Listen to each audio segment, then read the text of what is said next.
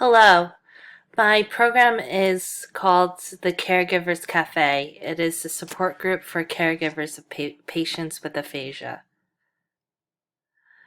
The rationale behind my program is that often the caregiver and stroke survivor experience fear, anxiety, and worry about failing health and the possibility of stroke recurrence on death. Supporting the primary caregiver is a critical aspect of rehabilitating the stroke survivor and reintegrating him or her into the community. Therefore, successful rehabilitation requires an environment that facilitates caregivers' achievement of their goals. The research question that I had asked is, given that caregivers face many challenges, how can we best provide support to caregivers? So caregivers of patients with aphasias face many responsibilities.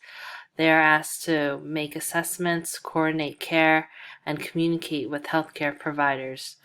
Caring for someone with aphasia is a challenge, but this program will help the caregiver learn how to take care of themselves while taking care of others.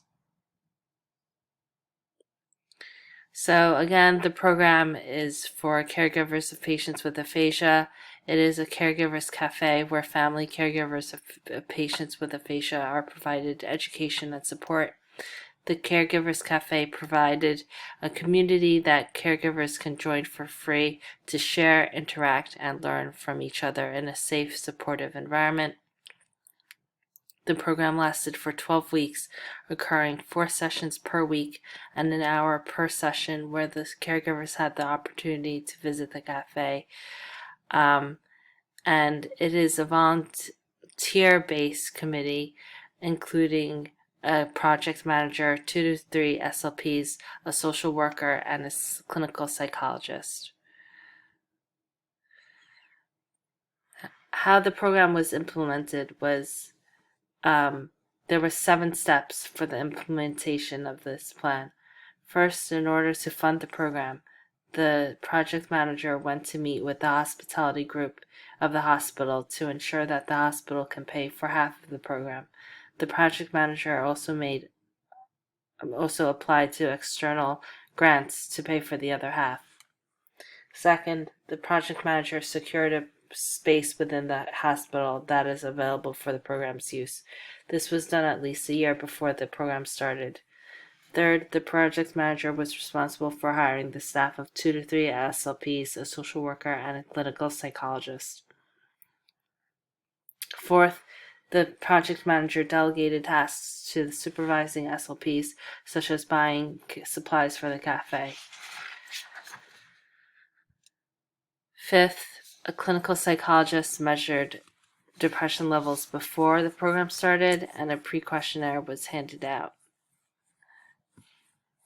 Sixth, the Caregivers Cafe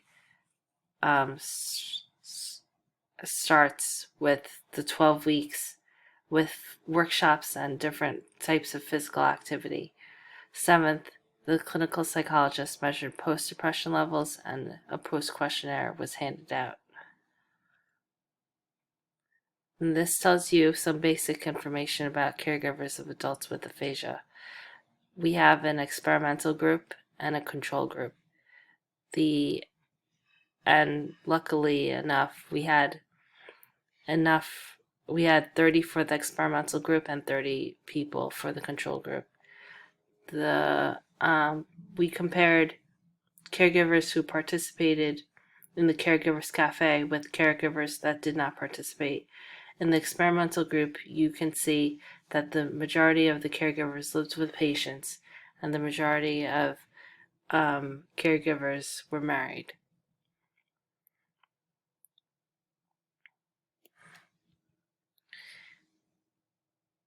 Aim 1 was, these were the results, and aim 1 was to determine if there were any changes in depression.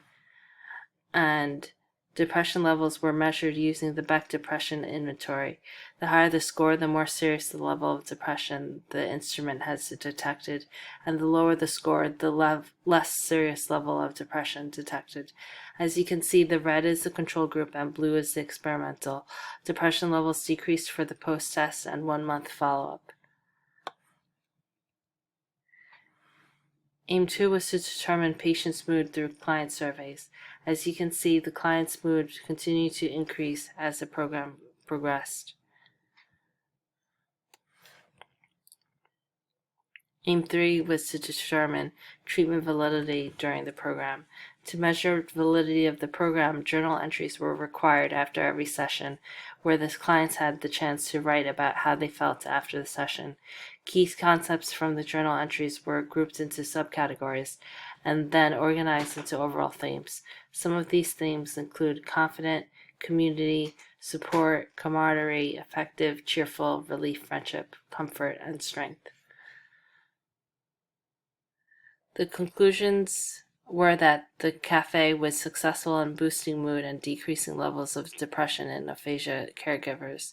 Results indicate that providing a caregiver support group can help with caregivers' emotional well-being, provide them with information, and help them establish a social support network.